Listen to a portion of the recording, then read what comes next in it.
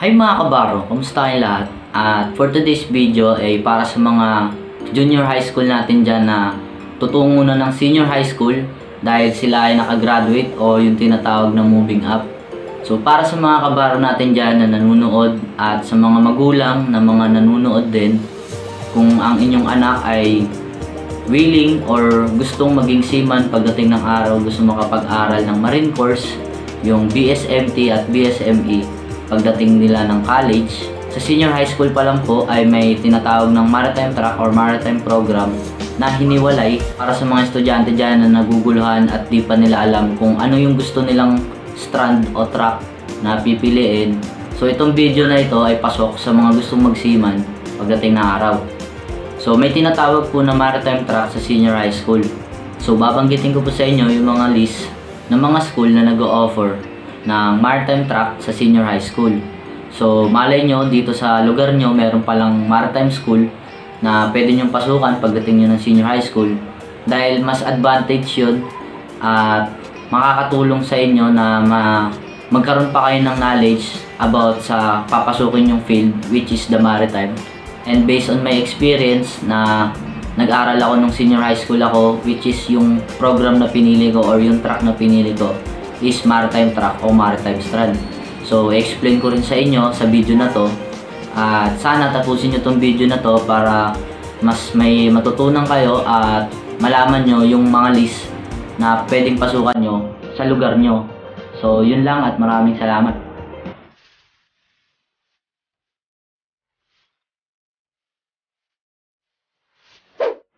So ayun, so nung nakagraduate ako nung junior high school ako, yung tinatawag nilang moving up, nalaman ko sa lugar namin na meron palang ino-offer sa senior high school na maritime track, which is hiniwalay siya sa academic track. Yung ikaw kung pipili ka ng academic track tapos wala sa lugar nyo yung gusto mong course which is yung marine, so ang choice na pwede mong piliin is yung STEM, yung Science, Technology, Engineering, and Mathematics. So ngayon, based on my experience, no, sa 2 years na nag-aral ako ng maritime track sa senior high school, marami akong natutunan, nagbukas yung isip ko, lumawak yung isip ko na ganito pala pagdating sa maritime industry. So marami ako agad natutunan based sa mga tinuro ng mga professor na which is seaman din.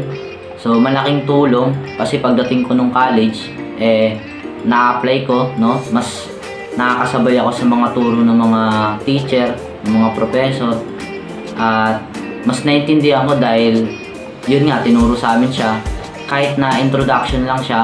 So dalawa kasing klase yung subject pagdating sa introduction sa engineering and introduction sa transportation. So marami ako natutunan at ano pa ba? Natutunan ko yung mga safety, yung mga rank ng mga seafarers, and yung mga rules and regulation about sa maritime, and marami pang iba. So ito yung advantage na nag-aral ka ng senior high school na which is ang pinili mo yung maritime track. So sobrang napakalaking tulong niya.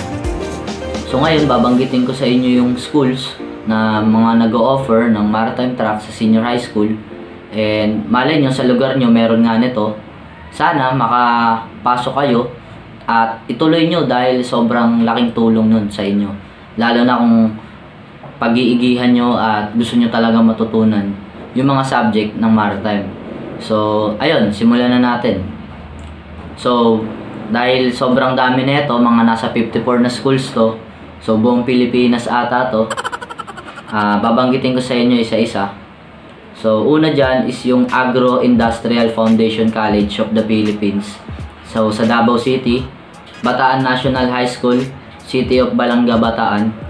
Bicol Merchant Marine College Incorporation, City of Sorsogon. Number 4, Capital University, Cagayan de Oro City, Misamis Oriental. Number 5, Central Luzon College of Science and Technology, sa Olongapo City, Zambales. Next is yung Central Luzon College of Science and Technology Incorporation, yung CELTEC College sa San Fernando City, Pampanga.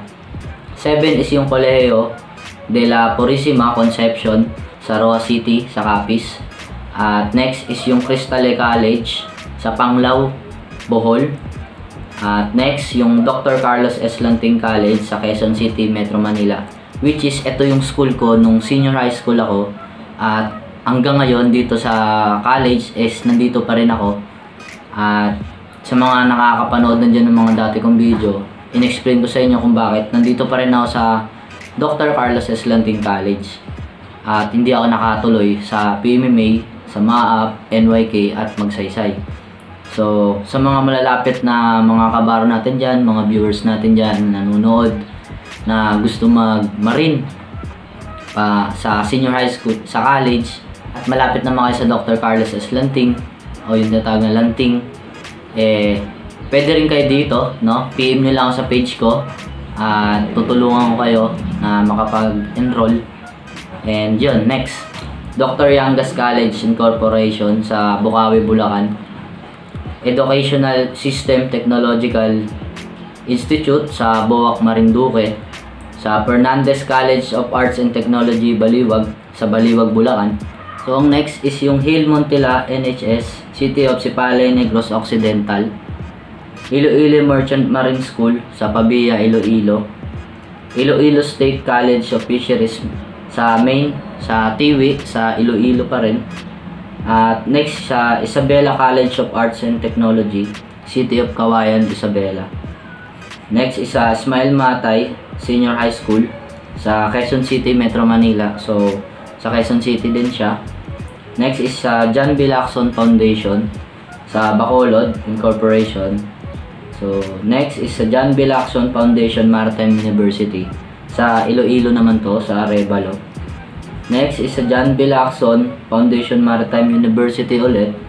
Ito naman ay sa Molo, Iloilo pa rin. So next is sa Jose C. Feliciano College Foundation sa Mabalacat, Pampanga. Next is sa Lamao NHS sa Limay, Bataan. Sa Lamon Baisop, Main Gumaka sa Gumaka, Quezon.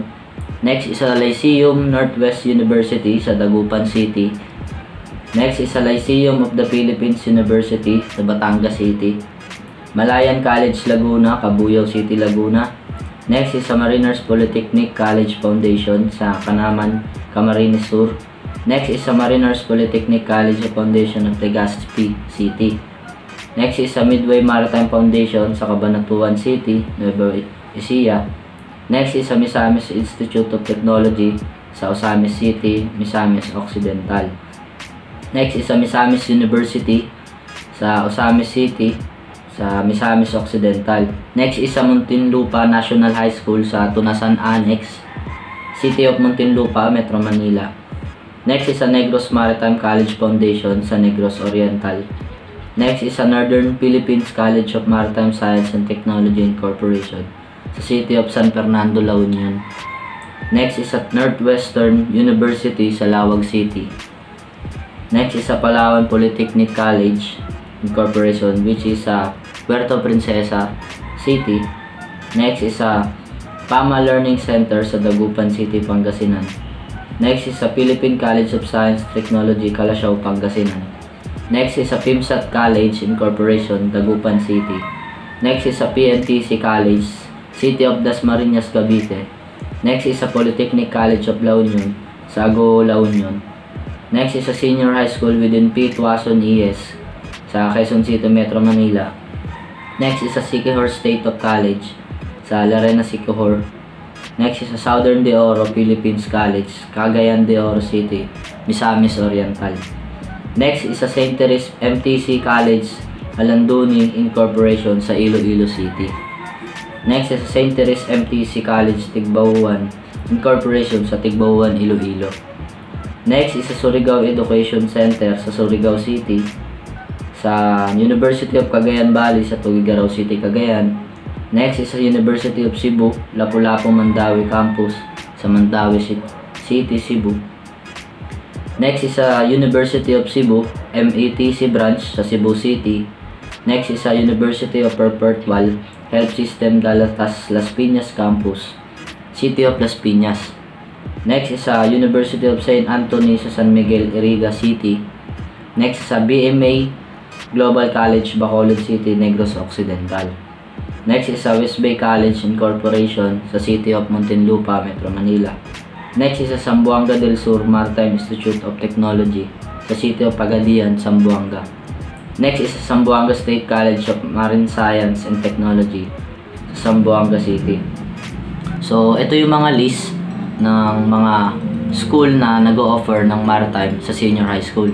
So, yung lahat na yan ay sana isa dyan ay malapit sa lugar nyo. So, para makatulong. So, yun yung mga nire-recommend ko na school na pagdating nyo ng senior high school, yun yung piliin yung track kasi yun yung nag-o-offer ng maritime. Kasi mas malaking advantage yun pagdating nyo ng college. So, sa next video ay yung difference naman ng TBL Maritime Specialization at yung Pre-Baccalaureate Maritime Specialization. Yung dalawang yan yung dalawang klase na pipiliin mo sa maritime track. So, abangan natin yan mga kabara. So, maraming salamat sa inyong panonood at sana may natutunan kayo sa video na to. So, yun lang.